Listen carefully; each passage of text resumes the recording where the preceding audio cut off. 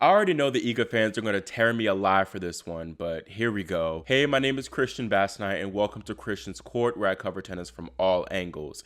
Today, I'm doing Wimbledon power rankings, and I already posted my men's power rankings video, so go ahead and check that out if you have not already. But you know, I gotta save the best for last, of course, with the ladies. Again, explaining how I do my power ranking point system is based on 3 categories, and I'll award points on a scale from 1 to 5 per category. The biggest category will be players' form on grass this season, which counts as doubles, so technically that is from a scale from 2 to 10. A reminder, this isn't just did you win a decent number of matches on the grass. I also take into consideration did you beat quality opponents on this grass court surface, and even if you did lose kind of early in a tournament, did you lose to a quality opponent in a competitive match? The second category, which counts for 25%, is previous Wimbledon success, and then the final 25% is a player's overall form in the past 12 months in big tournaments, especially in the major tournaments. At number 10, starting us off, is Belarus's Victoria Azarenka with 13.5 points.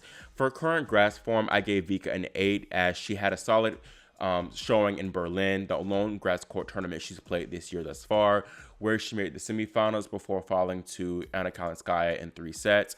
Vika played decent in Berlin. She got a solid straight sets win over Maria Sakkari, got the mid-match retirement from Elena Rybakina in that quarterfinal, but still was pretty impressed from her form in that tournament. Prior Wimbledon success, I gave Vika a 2.5. Her best result was a semifinal appearance. She's made 2 semifinal appearances in 2011 and then 2012. This is for sure not her best slam, but I was impressed by her form that she showed last year at the championships, where she narrowly fell to Elena Svitolina in the 4th round and one of the matches of the year in 2023. Vika's serve has been her Achilles heel for much of the past few seasons, so it needs to be solid in order for her to go on another deep run in these championships. Her overall form the past 12 months in big tournaments, especially these slams, has honestly been pretty shaky. She's prone to sometimes having early exits, so she needs to make sure that she locks in, because if she does lock in and she doesn't pick up an injury issue, she can for sure go on a solid run in this tournament. At number 9 is Jasmine Paolini with 13.5 points. Current grass court form, I gave Jasmine an 8, although that could be higher depending on how she does in Eastbourne. She currently is in the semifinal there after winning a match and a half. And I say match and a half because her opening round opponent, Elisa Mertens, retired down 2-5. And then, though she did get an excellent quarterfinal win over Katie Boetzer, who won the Nottingham title, beating the Brit 6-1, 7-6. If she does make the finals, at least she'll be bumped up to a 9. But for the sake of this video right now, she gets an 8. Prior Wimbledon success now, it's not pretty for Paolini. It's at 1.5, and that's because she's actually never won a match at Wimbledon. But I'm not really taking this too much into consideration because she had never won a match at the Australian Open before this season, and she went on to reach the second week. And then at Roland Garros, I believe she had never made the 3rd round, but she went on to, of course, make the final. So, you know, anything can happen. And I think a lot of that is due to her, too, blossoming late in her career. She has been dealt with some pretty tough draws due to not being really seeded in these slam tournaments. And in fact, at the championships last year, she drew Petra Kvitova in the opening round, and Kvitova was in great form, winning the Berlin title ahead of that tournament, and she pushed the 2-time champion to 3 sets. So it shows you that she can for sure play on grass. She's not one-dimensional. She can play on all surfaces, and I think that if once again she has a decent draw to where she doesn't have to play a big heavy hitter in the opening few rounds, she can go in another deep run. At number 8 is American Madison Keys with 14.5 points.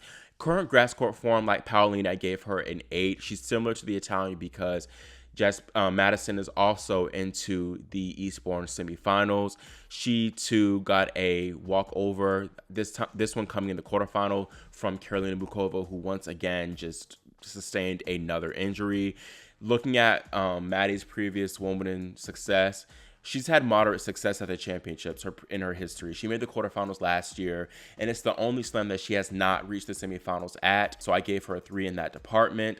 Overall form in the past 12 months in the big tournaments, she gets a 3.5. She's another player that, when healthy, she knows how to bring it at a slam. And with a good draw, watch out for Maddie Keys to go deep here. I feel like she's been overdue again for a big tournament. I've been very pleased with what I've seen from her in the last few months.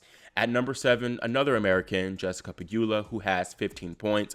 The bulk of her points come from her current grass form, where she's awarded 9 points from me. And of course, that's from her winning the Berlin 500 title, beating Coco Gauff in the semifinals before saving 5 match points to take down Anna Kalinskaya. Jessica did suffer 2 second-round losses, I think, in the Libema Open and then in Eastbourne, the 500 to Emma Raducanu. So that definitely does bump her down that point. Otherwise, she would get a 10. Prior Wimbledon success, I will give Jessica a 3.5. She really hasn't played a whole bunch of Wimbledon matches, but I feel like it's generous because even though her best performance was last year's quarterfinal, she was potentially a point away from being our ladies champion in 2023. I say this because she lost to the eventual champion Marketa Vondrousova in that quarterfinal match, despite being up 4-1 in the third set, and I think she had a game point to go up 5-1, but she ended up losing 5 games in a row. Her overall form the past 12 months, especially in the big tournaments, has not been the best as it has been previously. She has not been that Mrs. Consistent that we've been accustomed to, and that's due to her struggling with injuries. So she gets a 2.5 there. She has not made a slam quarterfinal since Wimbledon, and then 2, she's notorious for, underperforming in slam quarterfinals. Not underperforming, but just not bring her best tennis. She has yet to reach a slam semifinal, so it'll be intriguing to see whether she can somehow overcome the hump and do so here. Number 6 is where it gets a little bit controversial. I have Iga Swiatek being ranked a little bit lower with, again, she has 15 points. I gave Iga a 6 in grass court form, and that's why she's ranked so low in the overall power rankings. She gets a 6, which is technically a 3 times 2, so a 6, of course, because she has not played at all on the grass this season. I believe she's the only top 10 player who has not played a grass match heading into Wimbledon. And she was supposed to play in Berlin, the 500, but she pulled out wanting more rest, which is understandable because she had a very long clay swing where she won 2 1000s and a whole slam Roland Garros.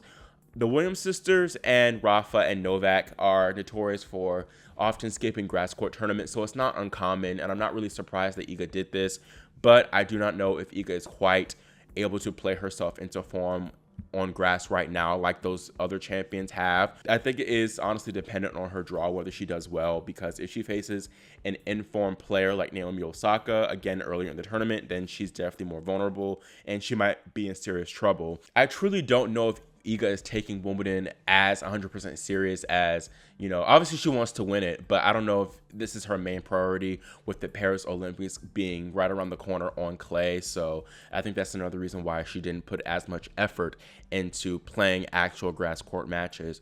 In prior Wimbledon success, I was a little bit generous with her and I gave her a 4. Technically, this is her worst performing slam as it's the only one that she has yet to reach a semifinal in. Her best result was a quarterfinal appearance last year, and I thought that she actually played pretty well last year to reach the quarterfinals. She saved a match point against Bencic in an epic 4th rounder and then fell to Alina Svitolina in a tight 3-setter. So she definitely showed that she can perform well on grass, and I gave her that extra half point or a full point or so due to her winning the girls title in 2018. A lot of people forget that, and it shows that she can definitely be successful on the tournament, on the surface, and potentially win it. And in overall form, the past 12 months in big tournaments, 5. I think the Roland Garros title and 4 WTA 1000s this season speak for themselves on that last category. And I think that once again, even though if Iga can somehow have a good draw, decent draw, and play herself into form, there really is no reason why she can't win this title. She is the best player in the world for a reason. Number 5 is Marketa Vondrousova, the defending champion, with 15.5 points. Current grass court form, I gave the Czech woman a 7. She only played 1 tournament in Berlin where she played a match and a half. In her, I believe, second round of 16 match against Anna Kalinskaya, she led the Russian 5-3 before she slipped and injured herself, and ultimately she had to pull out or retire from that match. She has been practicing at the All England Club, so she seems to be a little bit okay, but it's definitely still something to watch out for in this tournament. Prior Wimbledon success, she gets a 5, even though she did not do much at the tournament prior to winning it last year. Champions within the last 5 or 10 so years automatically get a 5 in this department. It also shows us in her winning the tournament that her game, while great for clay, probably clay is her, I guess, best surface. It also works very well with the grass, and that's due to that slice lefty serve just making it harder to return on this specific surface. Plus, she has solid hands at the net and is definitely pretty crafty. Overall, from the past 12 months in big tournaments, she gets a 3.5. Vondrousova is a little bit streaky herself with her slam performances. She definitely has the potential to both beat and lose to any woman in the draw. And I actually was going to give her a lower ranking in this department, but she still has that Wimbledon title on her ranking point, so she'll get a 3.5. At number 4 is Coco Gauff, who also has 15.5 points. Current form on grass, Coco gets an 8. The American won a match and a half once again in Berlin, man. All these matches and a half. But she beat Ekaterina Alexandrova in her opening round match, and then Ons Jabeur retired in their quarterfinal match after an opening set tiebreak. The American lost to her compatriot and doubles partner Jessica Pegula in 2 tight sets in the semifinal, and honestly, Coco could have won that match in straight sets, but she lost it. But Pegula was just too clutch in the tight moments. It was a decent performance and decent showing from the American in Germany. The first serve definitely looked very strong, looked great, honestly, but whenever she had to hit a second serve, that's where things got a little bit shaky, and she threw in quite a few double faults in inopportune times. And the forehand wasn't too bad from Coco, although it still is definitely exploitable. Looking at her prior Wimbledon success, Coco gets a 3 here. She has made the second week twice, one time in 2019 and on her debut, and then in 2021 again. Her last 2 losses at SW19 have come to Americans, as she lost to Amanda Anisimova in 2022 in the 3rd round, and then Sofia Kenin in the opening round. The serve will be huge for Coco in this tournament. It will be a huge shot for her, as when it's on, she can win free and easy points. So the forehand also, she needs to be able to at least defend it well to have a fighting chance to win this tournament. Her overall form in the past 12 months in big tournaments has been great. She is the U.S. Open champion, and she also has made the semifinals or better at her last 3 major appearances, and she rarely loses to players that she shouldn't. And it also helps that she does not have Iga in her half of the draw for once, as Iga's number 1 seed and Coco is going to be the 2nd seed at this slam. Number 3 is Ons Jabeur with 16 points. Current grass court form, Jabeur gets an 8, and she's one of the few players that played multiple grass court tournaments this year. She played Nottingham, where she lost to the quarterfinals, falling to Karolina Pliskova 7-5 in the 3rd, and then in Berlin, she also made the quarterfinals. We already know the fate there. She pulled out of that due to illness. I honestly think that even though she did not reach the semifinals or better in either of those tournaments, she played well, and I think it was solid grass court prep for her overall. Prior Wimbledon success, I think that she gets a 5. She's a back-to-back finalist. That automatically is a 5. It speaks for itself. That's excellent. I don't care if she wasn't able to win the title. Like, credit to you, Ons Jabeur. This is for sure her best slam. Overall form in the past 12 months in big tournaments, Jabeur is a little bit lower. She gets a 3. She has struggled with injury, but she seems to be okay physically right now. But the question mark will be illness and whether that's still present for her in this fortnight. She typically does well in slams, though, so I think 3 is justified. Maybe a 3.5 could, but I'll stick with the 3. And now at number 2 is Elena Rybakina with 16 points. In current grass court form, I'll give the 2022 Wimbledon champion a 7. She looked good in her lone completed match in Berlin, where she beat Veronika Kudermetova in straight sets. She unfortunately had to retire in that quarterfinal match again against Vika due to illness. She seems to be okay, though, as she has been practicing on the Wimbledon grounds quite frequently. Her prior Wimbledon success, she automatically gets a 5. She won the title in 2022. She made the quarterfinals last year, and then she made the 4th round in 2021, where she wasn't as great of a player. So for sure, I think this is her best performing slam. Overall form the past 12 months of big tournament, she gets a 4. She has not made a slam semifinal in over a year and a half now, since the 2023 Australian Open, and she did make a quarterfinal her last slam that she showed us at Roland Garros, so that was good at least. But I think the biggest concern for her would just be her health in her body. So hopefully she'll be healthy enough to compete, because if she is healthy, there's no reason why she can't go all the way. At number 1, of course, is Aryna Sabalenka, who has 16.5 points. Current grass court form is very similar to Rybakina. She also gets a 7. She had a strong win over a Russian in Berlin in her opening round match, dispatching of Daria Kasatkina handily 1-4, but she had to retire down 5-1 to Anna Kalinskaya in Berlin in the quarterfinals due to a shoulder problem. So that's something to look out for there. Prior Wimbledon success, Sabalenka gets a 4.5. She made the semifinals in her last 2 appearances at SW19, and I really think that she should already be lifting a title, but, you know, whatever. I said that she was going to be my pick to win Wimbledon after she unfortunately lost at Roland Garros due to the bubble guts taking over. Obviously, the draw being released tomorrow might change that, but for now, she's going to be my pick to win the title. Overall form the past 12 months, she automatically gets a 5. She, to me, is the undisputed queen of the slams right now because prior to that unfortunate stomach bug, she was on a streak of making 6 consecutive slam semifinals.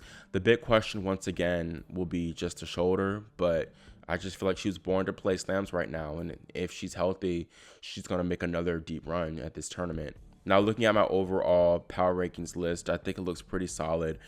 Iga could stand to be a little bit higher, but it is what it is. Maybe Coco could be at number 3, but overall, I don't really have any complaints. Honorable mentions could have snuck in there as well. You have Katie Bolter and Karolina Pliskova who have 13.5. Bolter could be technically exchanged with Azarenka, but the reason why I kept her from being there ultimately was because she's had little success in slams and she has yet to reach a slam second week. Other 2 honorable mentions are Yulia Putintseva. She won a title in Birmingham, the 250 there, and she's been solid, but she does not perform well at slams at all. And then Daria Kasatkina, she's currently in the Eastbourne semifinals, and I feel like she could have made her way on the list, especially if she were to win Eastbourne, which I think she can. Now, that is all I have for my women's power rankings, women in power rankings. Let me know in the comments what y'all think about them and whether you think they're trash or if you agree. Also, feel free to drop any players you think who should have made this top 10 list, and then also make sure you all subscribe and click the notification bell so you're notified whenever I post my Wimbledon men's and women's draw preview as the draws come out tomorrow. So I'll be dropping both those videos tomorrow. Thank y'all for watching. I'll see y'all next time on Christian's Court.